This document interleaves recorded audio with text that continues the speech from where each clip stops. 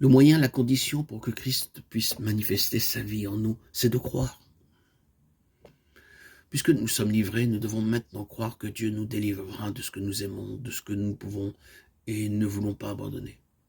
Recommande ton sort à l'Éternel, mets en lui ta confiance et il agira. Psaume 37, 5. Recommander, c'est se livrer, mettre sa confiance, c'est croire. Le résultat est, et il agira. Sachant que nous n'avons pas d'autre voie, nous recommandons à Dieu et croyons que le Seigneur qui habite en nous accomplira l'œuvre. Pouvez-vous dire, je suis victorieux? Alléluia, je peux dire que je suis victorieux. Parce que la Bible me le dit. Qu'il est lamentable que notre foi soit plus petite qu'un grain de sénévé, et même qu'un grain de poussière. Si nous avons la foi, Dieu commencera à œuvrer. Quand le Seigneur créa les cieux et la terre, il utilisa simplement sa bouche, car lorsqu'il dit que la lumière soit, la lumière fut. Si nous avons la foi, il commencera très certainement à travailler parce qu'il est très désireux d'avoir son œuvre terminée. Il y a quelques semaines, un frère est venu me voir. Il m'a dit qu'il avait 3 ou 4 péchés qu'il ne pouvait vaincre. À cause de cela, il se sentait quelquefois porté à commettre un suicide. Je lui ai demandé, croyez-vous que Christ peut vous délivrer de votre péché?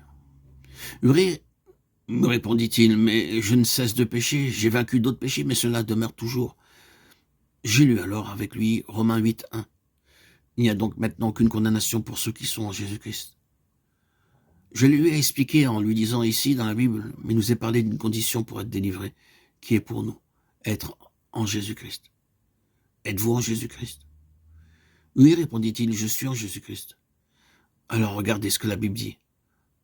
En effet, la loi de l'esprit de vie en Jésus-Christ m'a affranchi de la loi du péché et de la mort. La Bible dit que je suis affranchi de la loi du péché et de la mort. Êtes-vous délivré maintenant?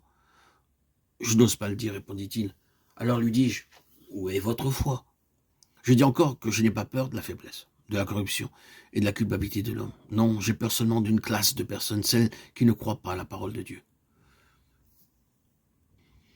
Combien précieuses sont les paroles « m'a affranchi ».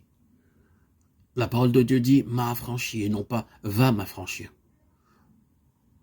Le croyons-nous vraiment? Christ est mort pour vous. Si simplement vous croyez, vous avez la vie éternelle. Quelle en est la preuve? La Bible le dit. Mais remarquez que la Bible déclare aussi que la loi de l'esprit de vie en Jésus-Christ m'a affranchi de la loi du péché et de la mort. Par conséquent, je suis déjà affranchi. J'ai été délivré de la loi du péché et de la mort. Même s'il y a des centaines, des milliers, que dis-je, des dizaines de milliers de péchés, je suis délivré de tous. Je suis délivré même de la mort spirituelle en Adam.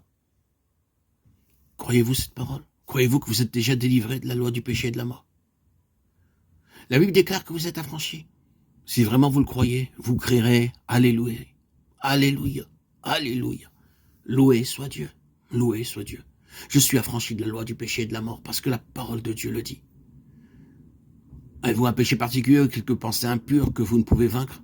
S'il en est ainsi, sachez et réalisez qu'il vous est prêché aujourd'hui un évangile qui déclare que la loi de l'esprit de vie en Jésus-Christ vous a affranchi de ce péché.